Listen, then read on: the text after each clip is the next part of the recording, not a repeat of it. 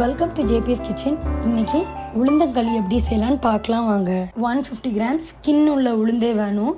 அது கூட ½ டீஸ்பூன் வெந்தயம், 75 கிராம்ஸ் ரெட் ரைஸ் வேணும். அரிசி, உளுந்து, வெந்தயம் இந்த மூணும் ஒரு 8 மணி நேரம் ஊறணும். 2 ஃபுல் பீஸ் பனை வெல்லம். இந்த அளவுக்கு சுக்கை தட்டிக்கலாம் கல்லில், இல்லைன்னா நீங்கள் பவுடர் வச்சுருந்தீங்கன்னா பவுடர் கூட சேர்த்துக்கலாம். கிரைண்டர் இல்லைன்னா மிக்சியில் மாவு அரைச்சிக்கலாம். உளுந்து, அரிசி, வெந்தயம் இது மூணையும் இந்த மாதிரி கன்சிஸ்டன்சி வர வரைக்கும் நல்லா அரைச்சி எடுத்துக்கலாம். பவுலில் 2 கிளாஸ் தண்ணி வச்சு இந்த பனை வெல்லத்தை சேர்த்துக்கலாம். பனை வெல்லம் கரைஞ்சா போதும். நம்ம இடித்து வச்சுருக்க சுக்கை இது கூட சேர்த்துக்கலாம். ஒரு 10 நிமிஷம் கொதிக்கட்டும். கிரைண்டரில் மாவு அரைச்ச உடனேயே நம்ம குக் பண்ண ஆரம்பிச்சிடலாம். ஸ்டவ் ஆன் பண்ணி கடாய் வச்சுக்கலாம்.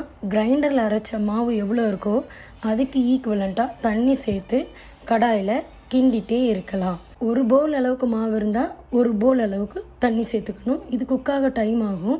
எனக்கு 50 மினிட்ஸ் ஆச்சு இது குக் ஆகுறதுக்கு. நம்ம அந்த கருப்பட்டி தண்ணி நம்ம அந்த மாவுக்கு ஈக்குவலண்ட்டான தண்ணி இவ்வளோ தான் சேர்க்க போகிறோம். சேர்த்து தான் குக் பண்ண போகிறோம். வேறு எக்ஸ்ட்ரா தண்ணி ஆட் பண்ணக்கூடாது. கருப்பட்டியும் சுக்கையும் கொதிக்க வச்சுருக்கோம்ல, அதை டைரெக்டாக ஃபில்ட்ரு பண்ணி இந்த மாவோடய சேர்த்து கிண்டிக்கலாம்.